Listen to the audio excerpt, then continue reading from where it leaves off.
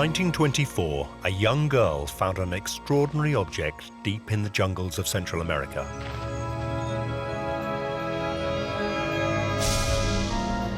It was a beautiful skull made from a single block of pure quartz crystal.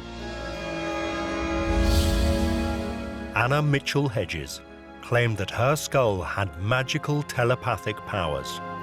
She felt that he could stare into the left eye socket and see the future. Some say that Anna's crystal skull is part of an ancient legend. That one day 13 such skulls will come together as one to solve some of the great mysteries of life. But only if we are morally and spiritually ready to receive them. Some of these crystal skulls may have already been discovered. There is one in London, one in Paris, and one in Washington. What is the truth behind the legend of these crystal skulls? Modern science has begun to investigate, and now we can reveal the shocking reality behind the story of Anna and these crystal skulls. Will they really lead to a new dawn for the human race and save our planet from an apocalyptic end?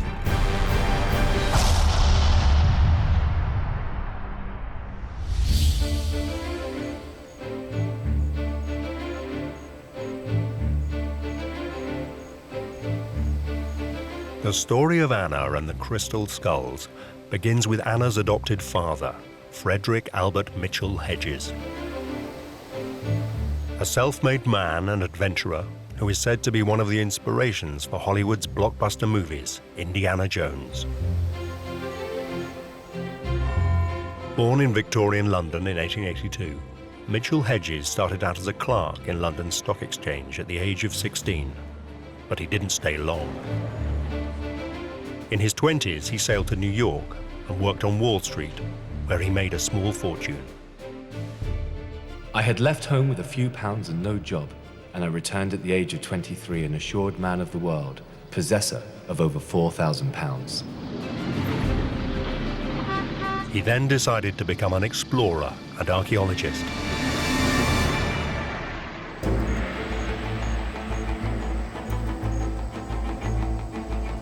Supported by rich girlfriends and various newspapers, Mitchell Hedges devoted his life to the exploration of Central America and the Caribbean coast.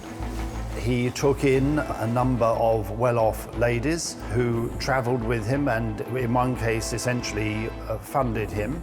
I suppose you'd call him a good time boy.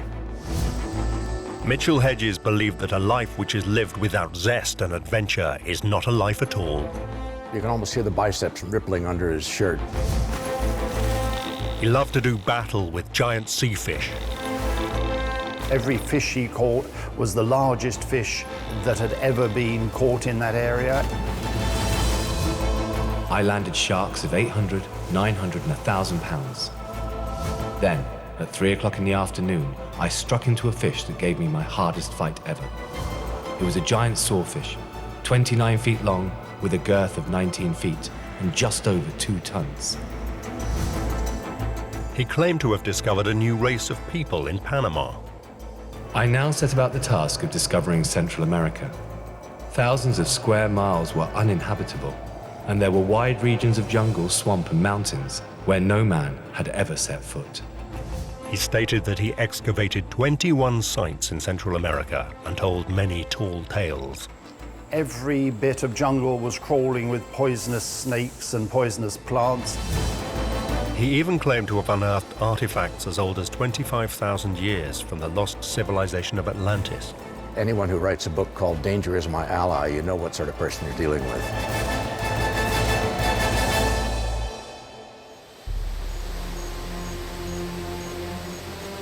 But despite his bravado, Mitchell Hedges was keen to be taken seriously as an archaeologist.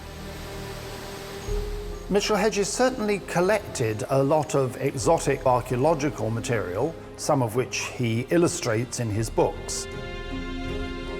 I have given to the enrichment of the museums in England and the United States some thousands of ethnological, archaeological, and ichthyological specimens. Never have I accepted a penny from a museum or institution, either to finance my expeditions or in reward for my endeavors.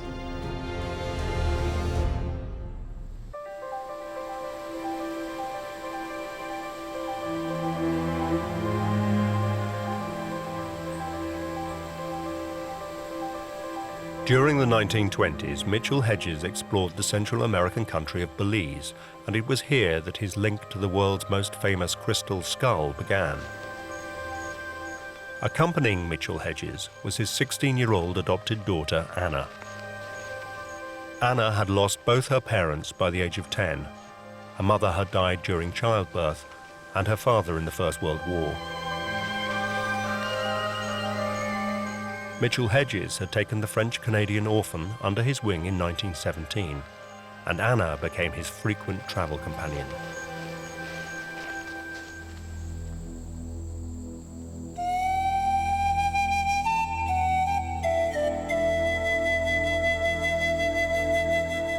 At this stage, they weren't looking for crystal skulls. Mitchell Hedges was determined to find one of the lost cities of the ancient Maya civilization deep inside the jungle. If we could find it, we hope to be able to add considerably to the knowledge of the Mayan civilization. The earliest traces of the Maya go back at least to 1500 BC and possibly as much as 2200 to 2500 BC.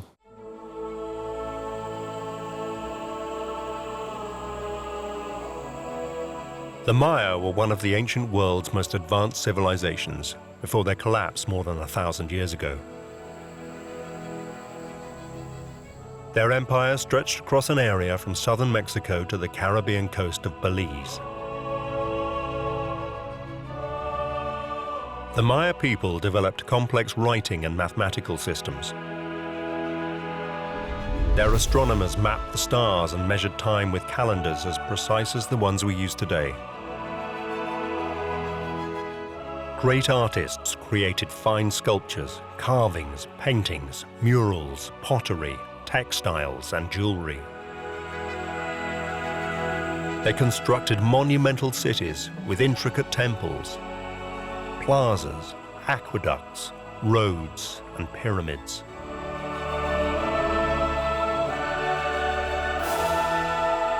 It's interesting how much archaeological work in the Maya area is surrounded by a kind of a miasma of romantic quality, you know, the sort of gleaming white temples in the jungle.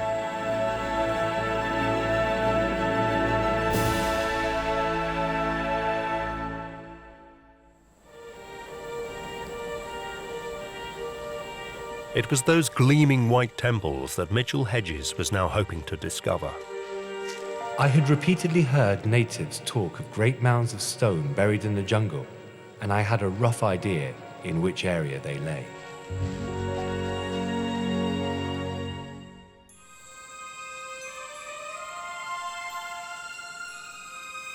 Like her father, Anna would record their adventures together in great detail, and it's her accounts we largely rely on today. We arrived in Belize and went into the jungle, which was very difficult. And my father stumbled upon a stone, and he shouted to the world, "We can't be far from this lost city."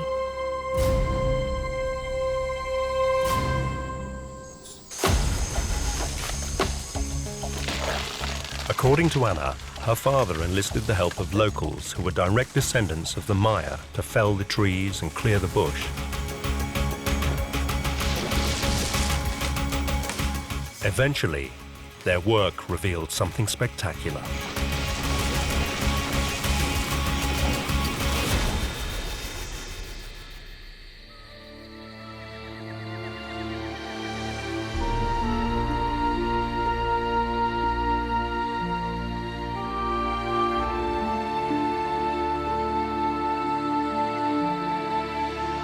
In the setting sun, the immensity of the ruins we had uncovered came home to us with overwhelming force.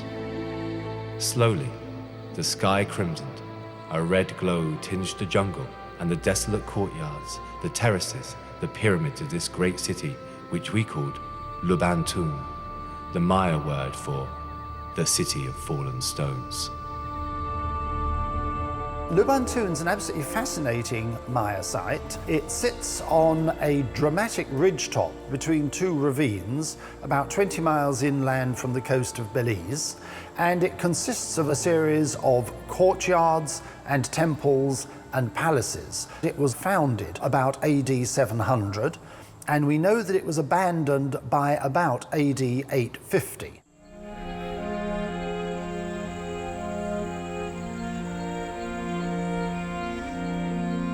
It was here, at this ancient Maya ruin, that Anna claimed she made an astonishing discovery.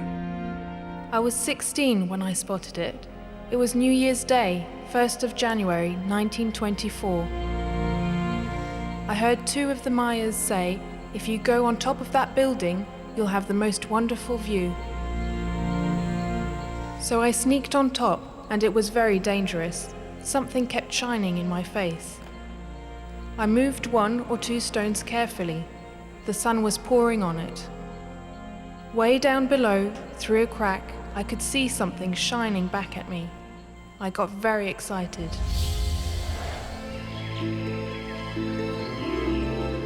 Anna seemed to have discovered a chamber deep inside the pyramid, which was now overgrown with jungle vines and trees. What secrets, she thought, might it contain? Anna said how her father and his men cleared the stones away, and 3 weeks later, on her 17th birthday, she was allowed to explore the pyramid chamber.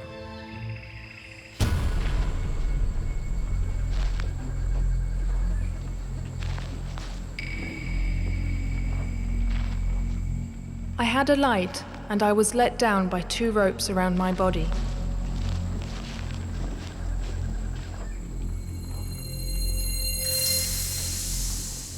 I was terrified of the snakes and scorpions that might be down there.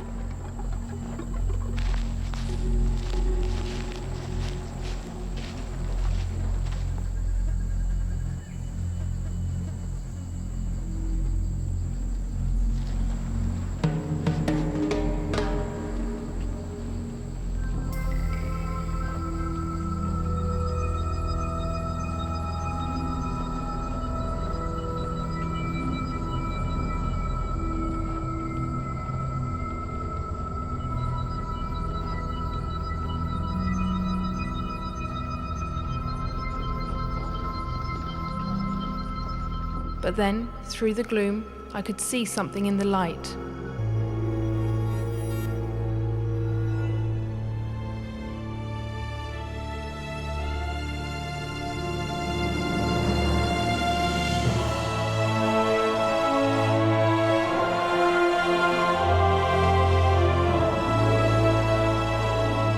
It was a skull, and it was the most beautiful thing I had ever seen.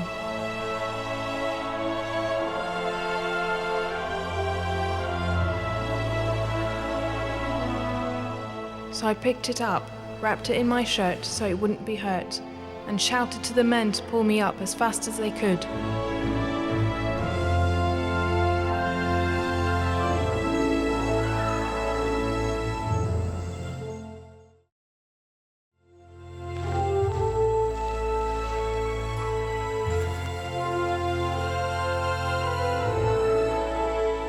Anna said that her discovery was the size and shape of a human skull and was almost completely transparent.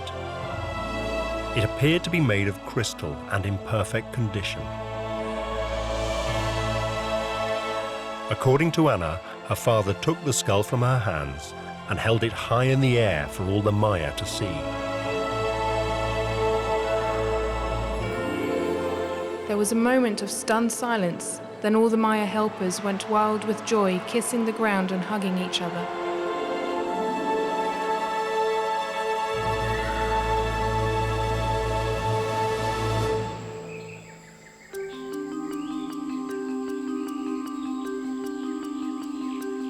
But was the skull a genuine Mayan treasure? And who had placed it deep inside the pyramid chamber? The answer, according to Anna, came 2 days later, when they were visited by a Maya elder from a neighboring village.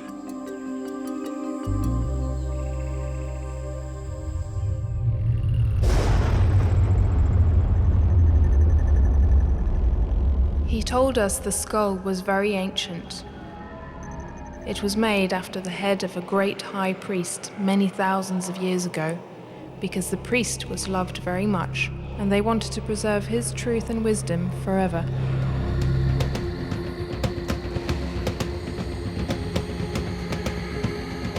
According to legend, it was used by the high priest of the Maya when he was performing esoteric rites.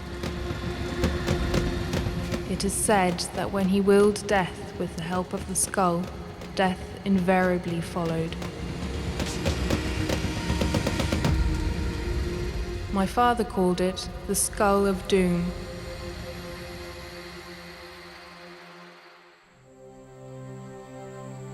Anna said her father thought the skull was so sacred that he gave it to the Maya, much to Anna's displeasure. I was very angry because I had risked my life to go down and get it.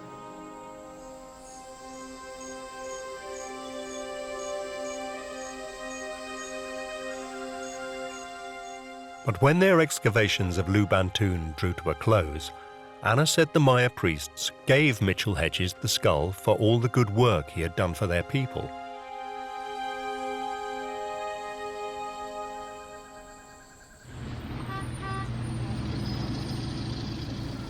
The family returned with the skull to England in 1927. Intriguingly, Mitchell Hedges kept the skull entirely secret for the next 27 years, when he would write about it in his 1954 autobiography, Danger, My Ally. How it came into my possession, I have reason for not revealing.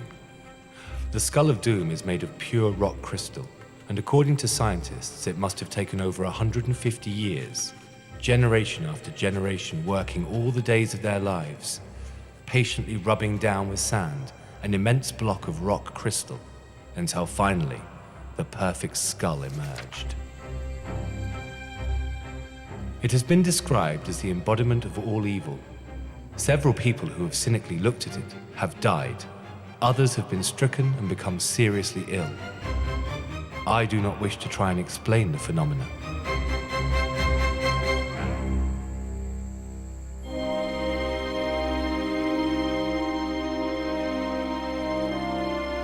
Five years later, in 1959, Frederick Mitchell Hedges died of a stroke. No mention of the Skull of Doom appeared in his obituary in the Times, but Anna inherited it.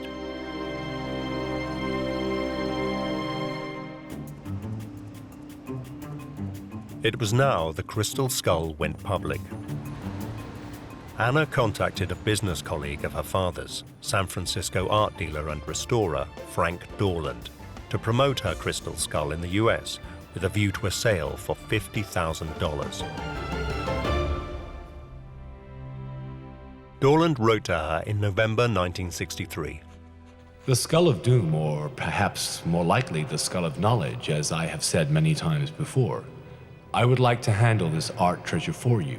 We can launch a program about the skull and get your price.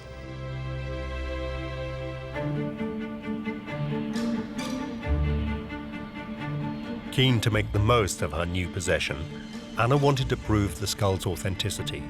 She flew to New York with it and left it with Dorland to carry out further research.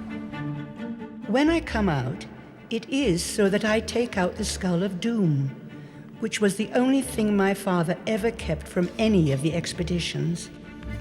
I hope that it too may one day find a home where it will be revered by all who see it.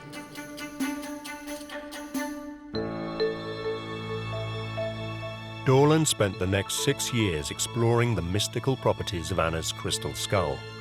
He worked with various psychics and allowed other people to visit him to experience the many powers he believed the skull possessed.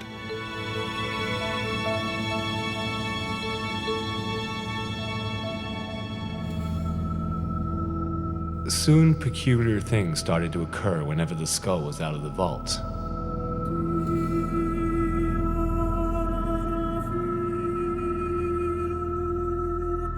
We noticed that when we were very quiet, we could hear soft voices and music.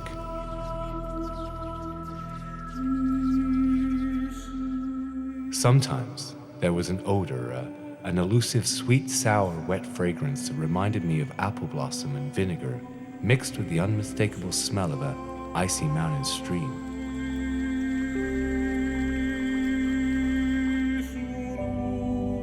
If we put our hands close to the skull, we could feel a tingling like an electric current. And there were other times when we clearly saw shapes and shadows moving about inside it. Here was an inanimate object sitting on our research desk, singing to us. What was going on?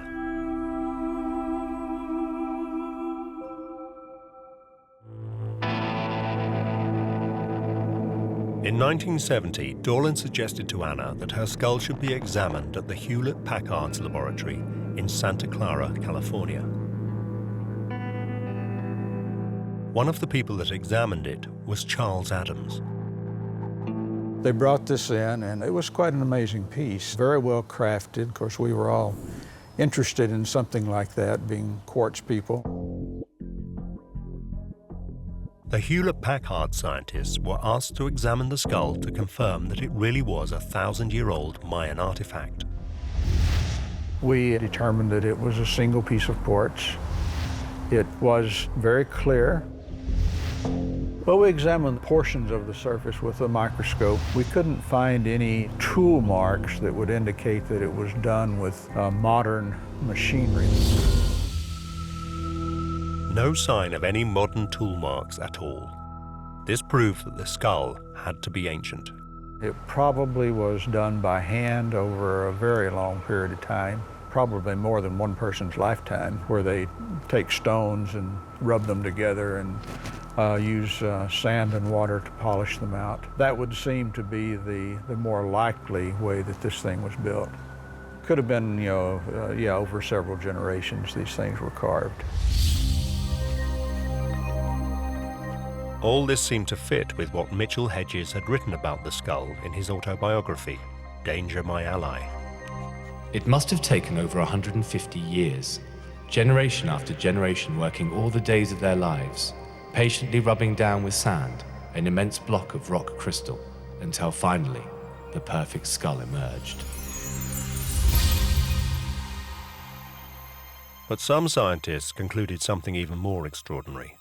The crystal skull was so perfect that it was made by no known human process, which prompted one team member to remark, "This skull shouldn't even exist at all."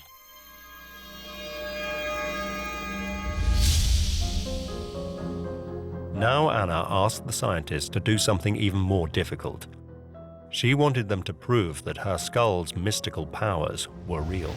The people who brought it in really wanted us to verify, mystical qualities of these things. And there's no way that, in science you can verify a mystical apparition, so to speak.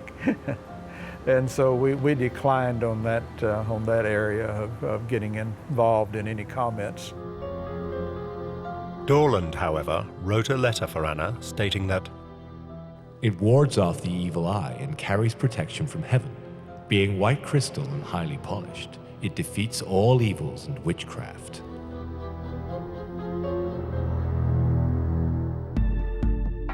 now Anna appeared to have supporting evidence of her skull's mystical powers and proof that it was a genuine Maya artifact. The 63-year-old Anna Mitchell Hedges set about exploiting its potential.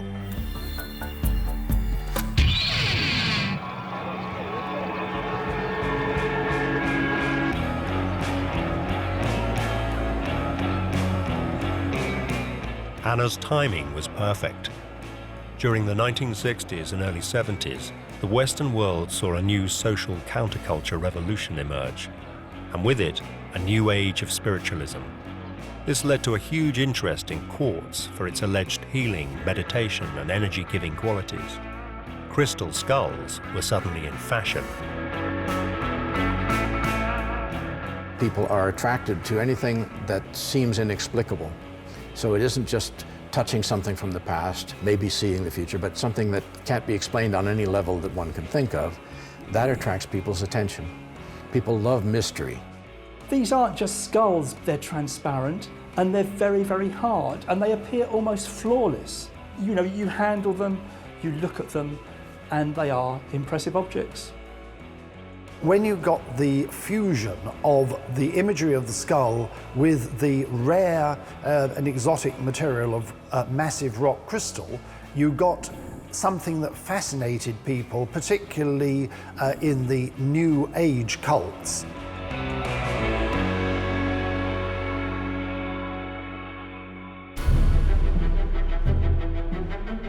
Over the next 30 years, Anna made the most of her skull's mystique and became a minor celebrity. She would take the skull on tour around the United States. Everywhere she went, she told people of her discovery of the skull at Luban Tomb and the amazing qualities it possessed. The Mayan priests told me the skull is important to mankind. They gave us the skull for a definite reason and purpose. I am not exactly sure what that reason is, but I know it is something very, very important. I lived 7 years with the Mayan people as a child and ate and slept the same way they slept on the earth. And once you have lived with people who are so down to nature, you've got to believe them. She would be preceded by a barrage of publicity to the local papers and television stations, which would be told that the rock crystal skull of doom was coming to town. Laugh at this, says the Maya legend simply, and you die. The owner is the explorer and the collector is Anna Mitchell Hedges. Well, do you believe that one? Yes, I do believe that, very much so. Because we've had quite a few accidents happen while we've had it. What sort of accidents are those? A cameraman who came to film it, and he laughed at it. And when he went to develop his film, the place blew up. And I still believe that the man is still running. She would rent a room in a local hotel, and the skull would be put on a black velvet covered plinth with a spotlight on it, and she would then charge $5 for admission to look at it. She would allow people to touch it, in some cases actually to lift it up and turn it round and look at it. Has nothing ever good come out from the skull of doom? Not to people who would laugh at it. But to me, it's always been very kind. In what way do you mean? Well, I love it because I first found it with my father, and it's my first little treasure that I found on my own, really.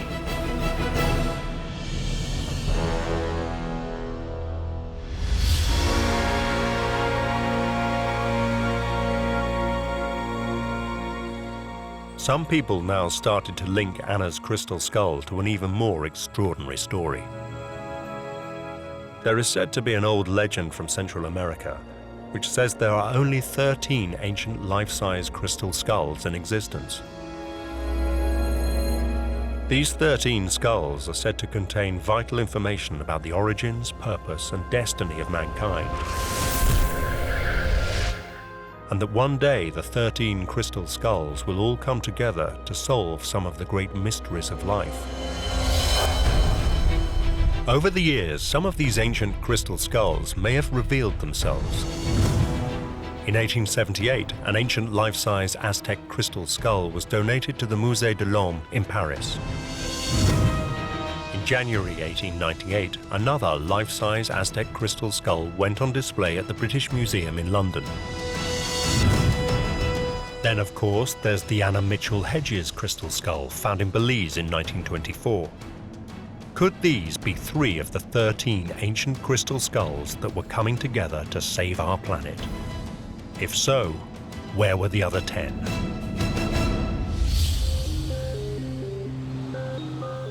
Then, in 1992, something strange happened that would alter the world's entire perception of Anna Mitchell Hedges and the legends of the crystal skulls. An enormous skull, weighing over 30 pounds, turned up anonymously on the doorsteps of the Museum of American History in Washington, D.C. But this skull was accompanied only by an unsigned modern note. It said, "This Aztec crystal skull purported to be part of the former President of Mexico's collection and was purchased in Mexico in 1960. I am offering it to the Smithsonian without consideration. One of the curators there called me and asked me if I knew anything about crystal skulls. So I knew the British Museum had a skull, so I said, well, yes, a little. And he said, well, someone sent us one, and I don't know what to do with it. So I said, well, I'll take it. So he said, ooh, don't look it in the eye. They're cursed. So that was the beginning of my introduction to crystal skulls. Walsh discovered that human skulls and skull imagery featured in Aztec art and iconography and were often carved by Aztec and Maya engravers. But there was little mention of them using crystal for their skulls. She also noticed that the first crystal skulls only began to surface in public and private collections during the second half of the 19th century, and they were all associated with one person. What I discovered about the Paris Museum skull was that their collection had been purchased from a French dealer in the 19th century named Eugène Bobin. Bobin was an antique dealer obsessed with ancient Mexican artifacts. He first put on display an Aztec crystal skull in his shop in Paris in the 1870s. He hunted and excavated archaeological sites and sold what he uncovered. In 1878, Bobin's Aztec crystal skull ended up on display at the Musée de l'Homme in Paris. Walsh then discovered that another Aztec crystal skull had also appeared in Eugène Bobin's Paris shop. Bobin described this skull as a masterpiece of engraving and claimed it was unique in the world. In 1896, it was sold to the world-famous New York jewelers Tiffany's for the asking price of $900. The New York Times referred to the skull's sale as the highest-priced object in the largest sale ever held in this country. 10 years later, in 1897, that skull was on permanent display at the British Museum.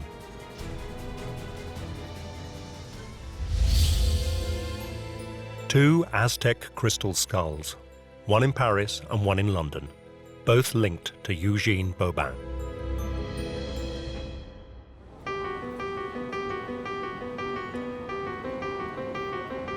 In 1996, intrigued by Walsh's discoveries, the British Museum decided to collaborate with the Smithsonian to determine the origin of both their skulls. The thing that really started us going was that we had a call from Jane Walsh from the Smithsonian Institution. She had been left a large quartz skull and was getting very interested in where it came from and also its relationship to the British Museum skull. Just as the Hewlett-Packard scientists had subjected the Anna Mitchell Hedges skull to a battery of tests, similar tests now took place at the British Museum. The first thing they did was try to date their Aztec skulls. You can't radiocarbon date quartz crystal. It has no carbon in it, it's impossible. So you have to turn to other methods to date it. Now, the way we nearly always do this is by looking at the way things were made, what you might call dating the technology. So we started on a program of analysis to look at the way the quartz crystal itself had been carved. First, they started looking for tool marks with the most sophisticated technology. So we have to use quite detailed microscopic techniques to look at the way these things have been worked. Their tests revealed that the British Museum and the Smithsonian Aztec skulls were found to have some very faint traces of straight lines on their surfaces. Could a Stone Age technology have created these straight lines?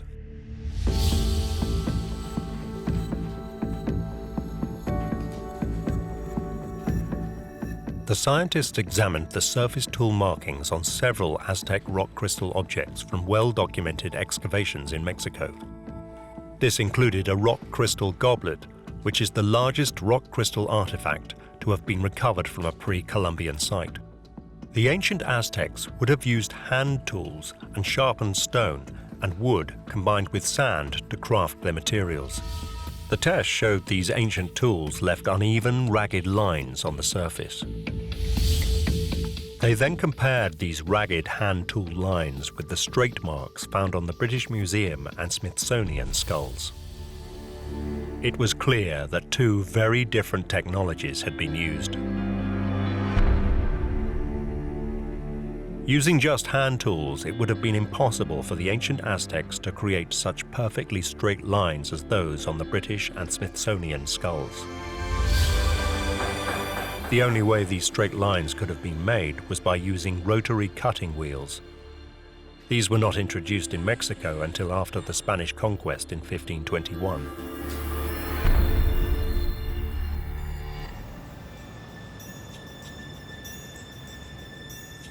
Further examinations of the two skulls were carried out under the powerful eyes of their scanning electron microscope. And the scientists made a shocking discovery. Both the London and Smithsonian crystal skulls showed clean rows in arcs across their surfaces.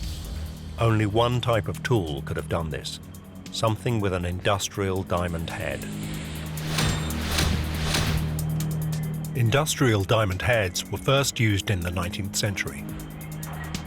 This meant the skulls could not have been made before then.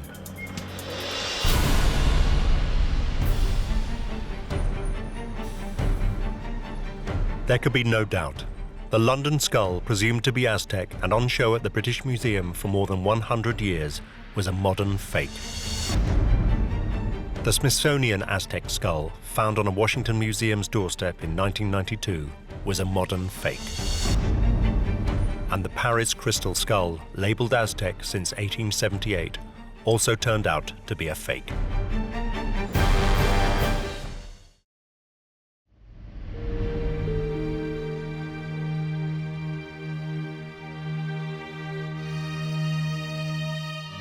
The British Museum skull was probably made not too long before it first appeared in Bobon's shop in 1881.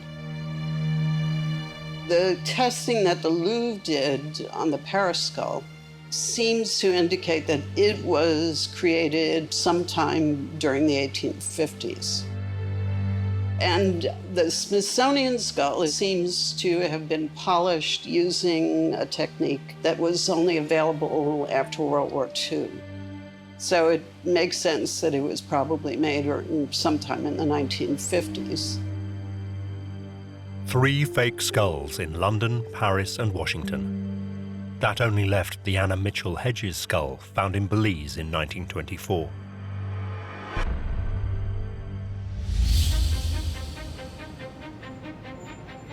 All the while, Dr. Jane Walsh had been continuing with her investigation. She came across 2 records referring to yet another crystal skull. The first was an article published in the journal Man in 1936. This told of a London art dealer named Sidney Burney who had purchased a crystal skull in 1933. The second stated that Burney had put his crystal skull up for auction at Sotheby's of London in 1943, and that it was sold to none other than a Mr. Frederick Albert Mitchell Hedges for £400.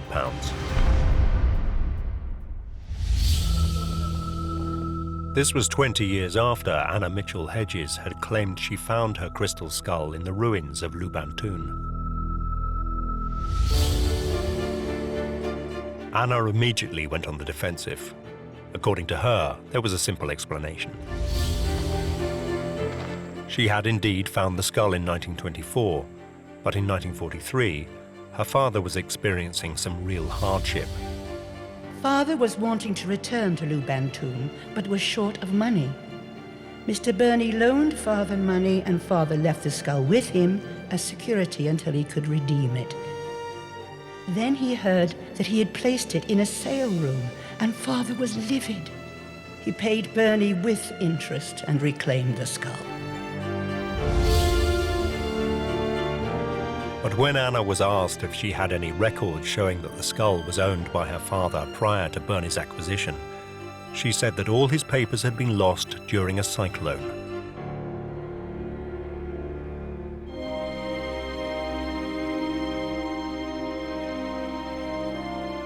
Anna Mitchell Hedges died at the age of 100 in 2007. She claimed to the end that she discovered her ancient Maya crystal skull in a pyramid tomb in Belize in 1924.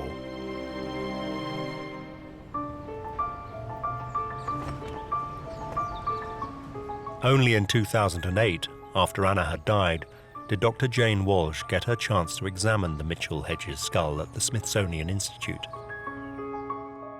The first time I saw the Mitchell Hedges skull was in my office as it was taken out of a velvet-covered container.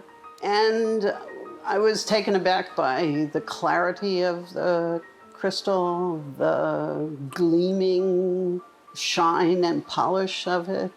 It really looked like a jewel. Technology had advanced greatly since the Hewlett-Packard lab tested the Mitchell Hedges skull back in 1970.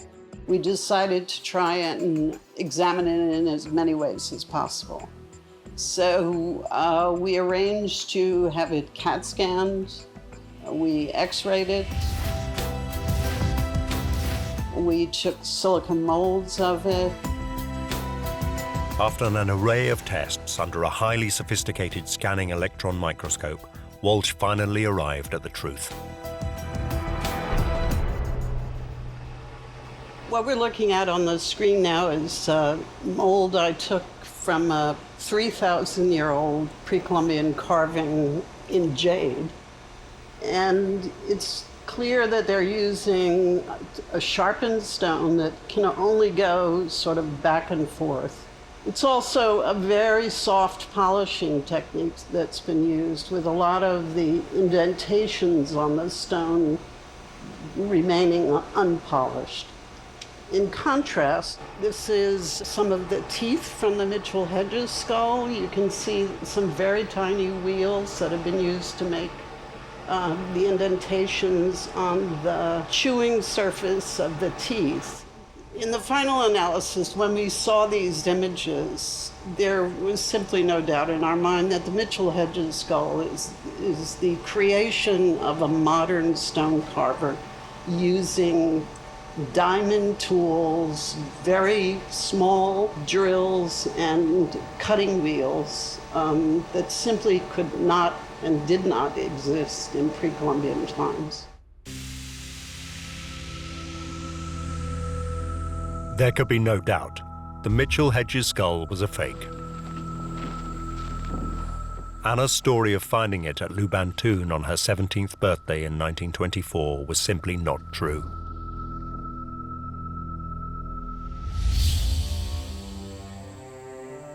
Suddenly, it all fell into place.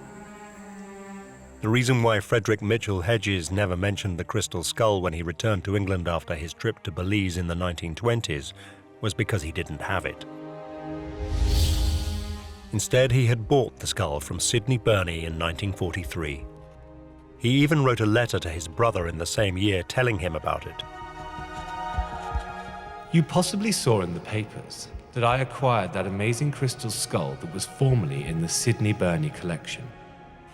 There is only one other in the world known like it, which is in the British Museum, and it is acknowledged to be not so fine as this. This revelation explains why Mitchell Hedges never mentioned in his 1954 autobiography, Danger My Ally, a reference to his daughter finding the crystal skull in Belize in 1924. In fact, she wasn't even with him that year.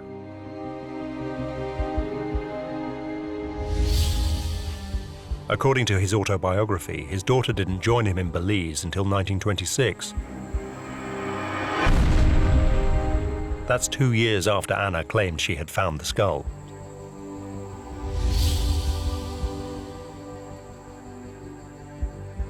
It has since emerged that there is no record of Anna ever visiting Belize until the 1980s.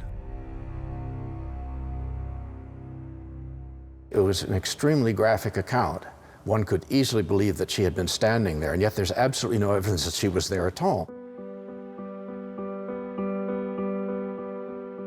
So why did Anna invent such an extraordinary story? The answer may be quite simple. When her father died, she was left with no income. She had to find a way to support herself, and she only had one asset. Her father was this great storyteller. He made a living writing stories of enormous fish that got away for the newspapers. And I think Anna, maybe having been around him for a long time, picked up on his ability to spin a yarn. It appears that she invented the story, perhaps with her father, of discovering the crystal skull in a pyramid chamber in the Maya ruins of Lubantun in Belize in 1924 to make some money. Through the gloom, I could see something in the light. It was a skull, and it was the most beautiful thing I had ever seen. Anna Mitchell Hedges started as a liar, she became an accomplished liar, and she finished as a fantasist. I first found it with my father, and it's my first little treasure that I found on my own, really. I think over the years, having told the story so many times, she had come to believe it herself.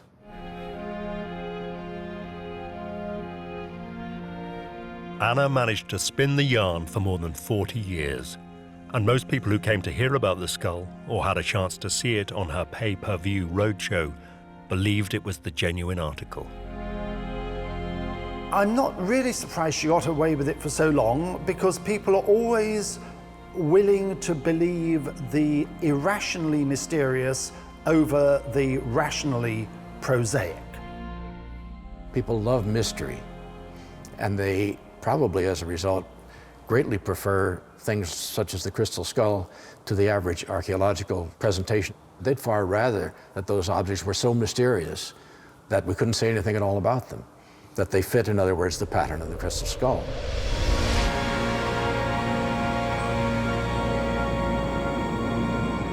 So where do these revelations leave the Central American legend of the 13 crystal skulls that says that one day they will come together to solve some of the great mysteries of life?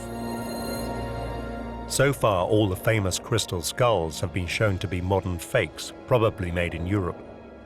And science has yet to find any convincing evidence that there ever was a Central American crystal skulls legend. There was no evidence for there being crystal skulls in any of the ancient American civilizations. In fact, the Maya didn't really have rock crystal at all. It's not a native material to the Maya area, so archaeology ignored the stories because they seemed irrelevant.